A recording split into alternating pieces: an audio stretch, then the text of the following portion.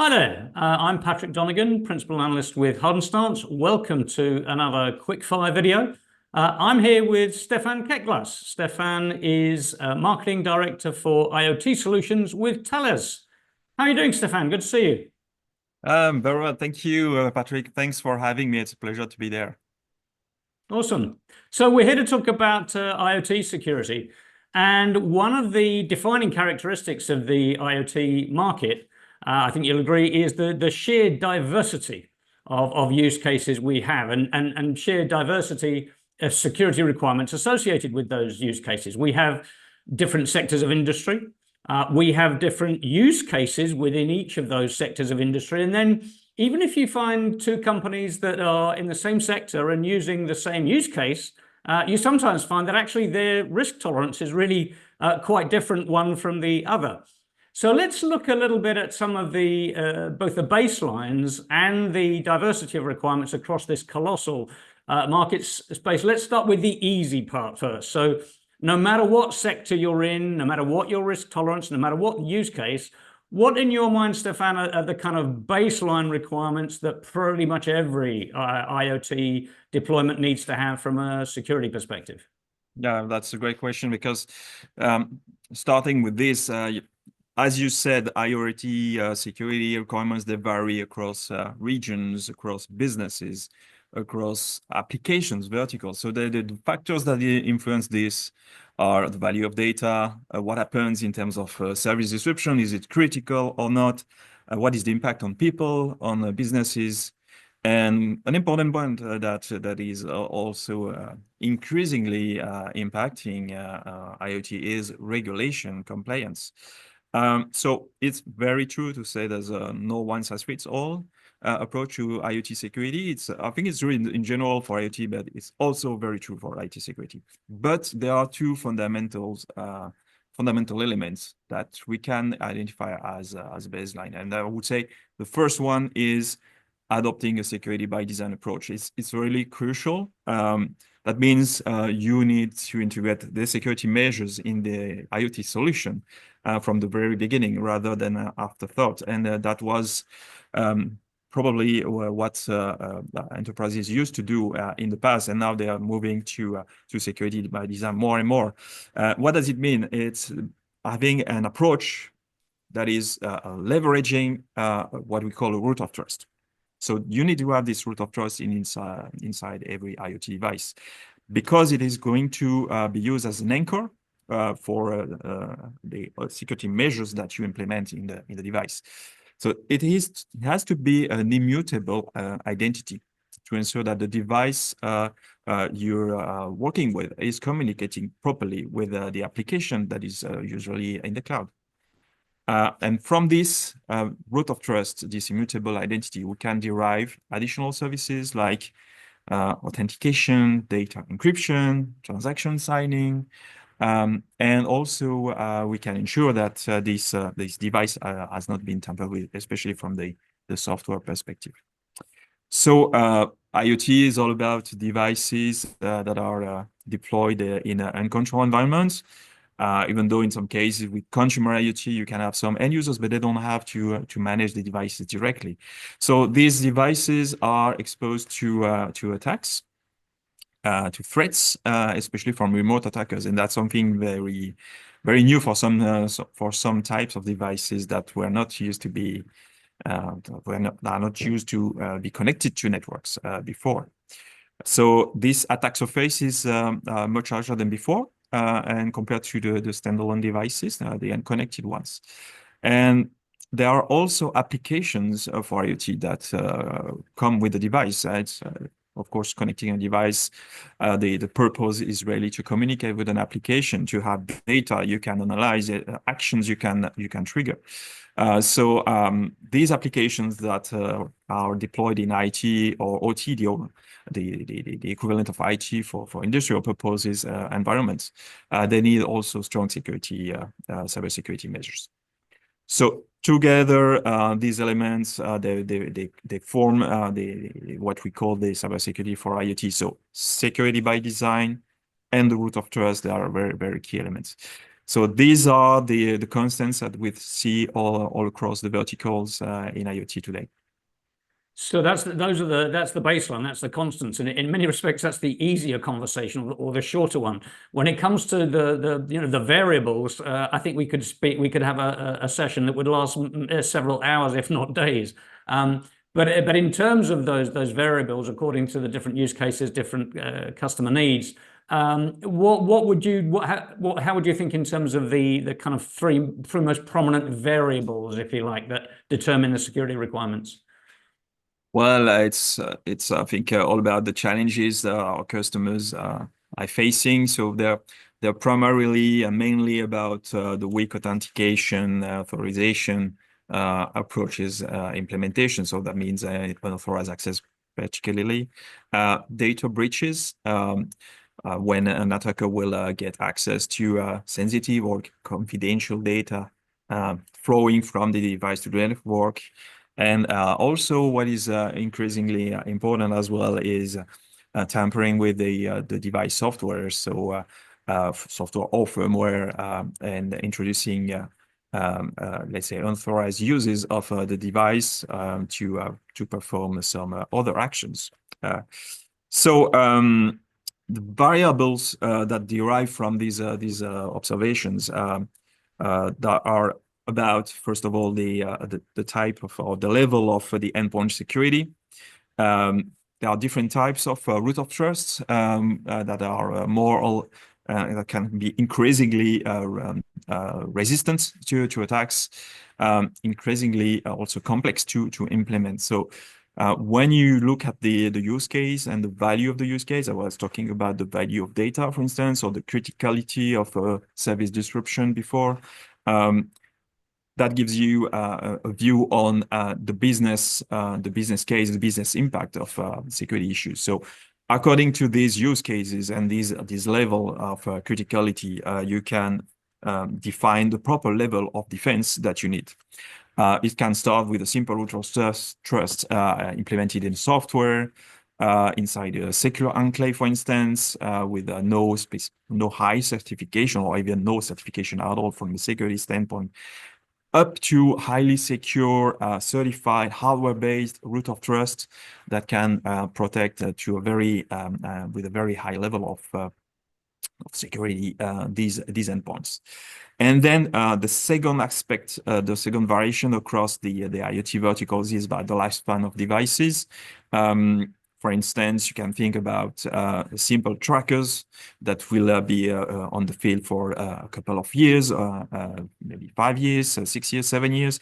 And then you have also on the other end the spectrum smart meters that are on the field for 15 years, maybe 20. So during the lifespan of the device, the longer it is, the higher the need you have to be able to update the device, because more events can take place, of course. So it will be very important, according to the lifespan of the device, to be able to have powerful capabilities to fix these vulnerabilities, essentially the software inside the device. Very good. So let's move on to another question now. So something I frequently hear from businesses in a given industry vertical.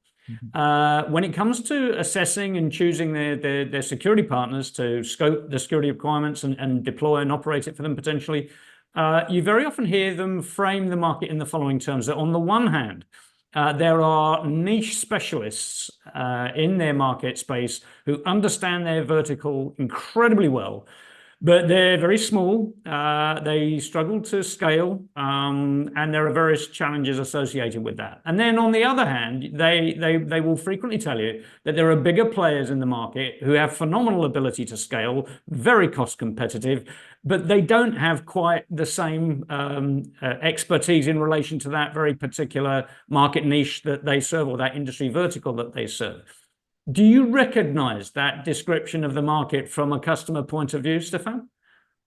I think it's correct, because when considering the digital security, especially for IoT, enterprises are really facing challenges in terms of skills, because these skills about cybersecurity are different to the skills they possess. So when making IoT or implementing IoT security at scale, it's becoming complex for them. So from the design to the operation and the maintenance of these solutions along all the lifespan or life cycle of these solutions. So they're often lacking these abilities. So the question of is it more important to have somebody who knows exactly what I'm doing inside my vertical, inside my business, or do I need somebody who knows exactly how to handle the cybersecurity issues is very valid. But we believe that because IoT is very, very, very diverse in terms of vertical and in terms of applications, of course. It is important to have, when you consider this cybersecurity implementations you need to perform for your business, to have access to a very broad security expertise rather than a sector-specific expertise. Because cybersecurity, you see there that these baselines we talked about and these security principles, they can apply across the board. So also having a holistic view of how attacks are performed and how they are also evolving and what should be the countermeasures is more important than having a perfect understanding of what's going on a specific vertical sector. So of course, you need to select the proper means to implement cybersecurity measures. This defense level we were talking about before, it depends on your business. It depends on your devices, your, I would say, operational constraints. So, of course, it's important when you are a cybersecurity solution provider to understand the nuances of these verticals and focus on solutions that will cater with their expectations and their needs as a vertical. As far as we're concerned, we come from cellular background. We do lots of products around cellular technologies, but it's important also to have, for instance, to consider that verticals have, in some instances, a mix of devices on the field that are cellular and non-cellular. So having a cybersecurity solution that can address both in the same manner is very important. So we come on the market with solutions that are connectivity agnostic and that can be that can cope with different types of root of trust. Starting, it can be the eSIM, for instance, can be an embedded secure element, but I mentioned the secure enclave, it can be a trusted execution environment, and all these solutions need to cater with these needs. So we provide a solution that can apply to various different sectors. Right. You mentioned in one of your first comments, you talked about the relevance of regulation and cybersecurity regulation on the IoT sector and in particular, IoT deployments in particular. Let's look at that again. Let's split that in two different ways. So, on the one hand, to what extent is IoT, is cybersecurity regulation impacting each and every IoT deployment, no matter which one?